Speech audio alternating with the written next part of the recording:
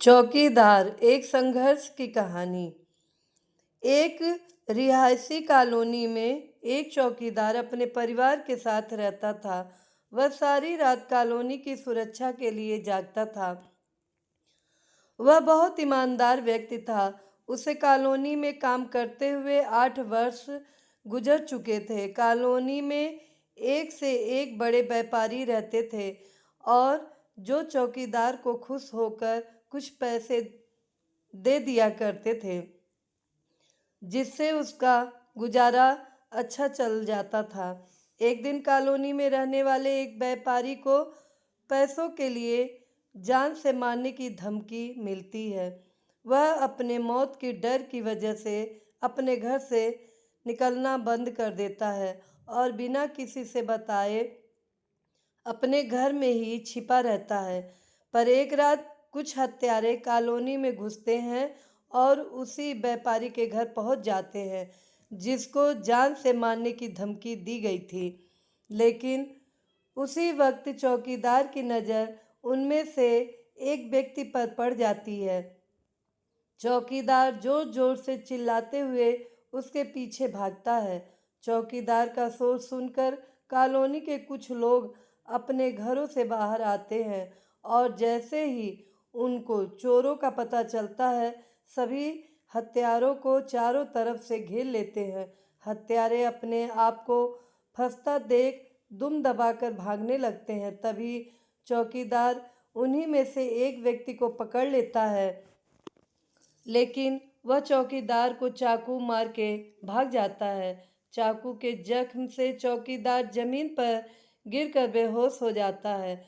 हत्यारों के भागने के बाद सभी चौकीदार के पास पहुंचकर उसे उठाकर अस्पताल पहुंचाते हैं।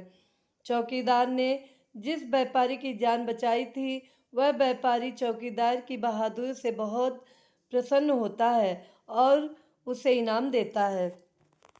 घटना का रुख बड़ा होते देख पुलिस भी अस्पताल पहुंच जाती है और चौकीदार का बयान लेने लगती है।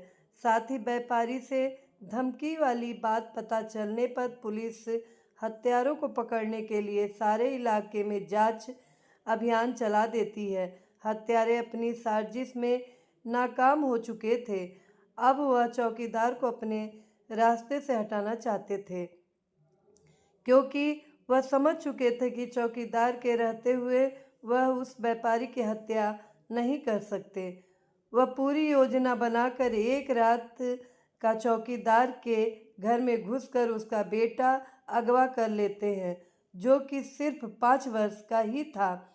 सुबह होते ही चौकीदार की पत्नी रोते हुए चौकीदार के पास पहुंचती है और अपने बच्चे के अगवा होने की बात कहती है। चौकीदार शरीर के घाव भी नहीं भरे थे और दिल का एक और जख्म मिल चुका था।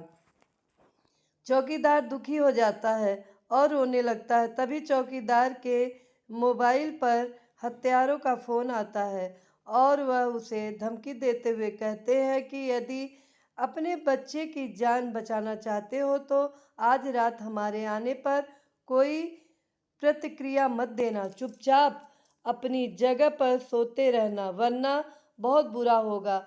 इतना कहते ही हत्यारे फ़ोन काट देते हैं। चौकीदार अपने बच्चे की जान का खतरा होने की वजह से बात सभी से छुपा लेता है और उसी रात हत्यारे दोबारा व्यापारी की हत्या करने के लिए कॉलोनी में दाखिल होते हैं, लेकिन इस बार उन्हें चौकीदार के बच्चे को अगवा करके उसे ब्लैकमेल कर लिया था। चौकीदार की आंखों के सामने ही 5 हत्यारे व्यापारी के घर में घुसते हैं। व्यापारी सो रहा होता है, तभी अचानक कमरे में कई पुलिस वाले हत्यारों की तरफ बंदूक तान कर खड़े हो जाते हैं।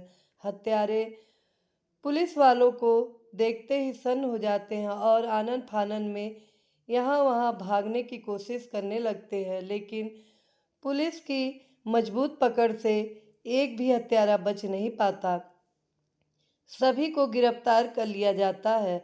हत्यारे चौकीदार को धमकी देते हुए कहते हैं कि तुम्हारे बच्चे की जान अब नहीं बच सकती, लेकिन चौकीदार मुस्कुराते हुए कहता है कि तुम अपने ठिकाने पर फ़ोन लगाकर पता कर लो तुम्हारे लोगों का क्या हाल हुआ।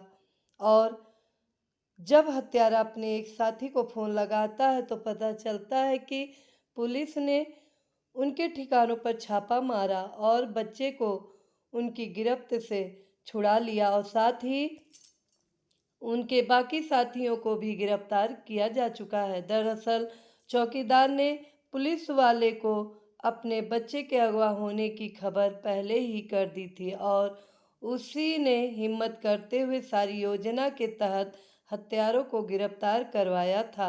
चौकीदार की हिम्मत और बहादुरी के लिए कॉलोनी वाले उसे सम्मानित करते हैं और पुलिस की तरफ से चौकीदार को उच्च नागरिक सम्मान प्रदान किया जाता है।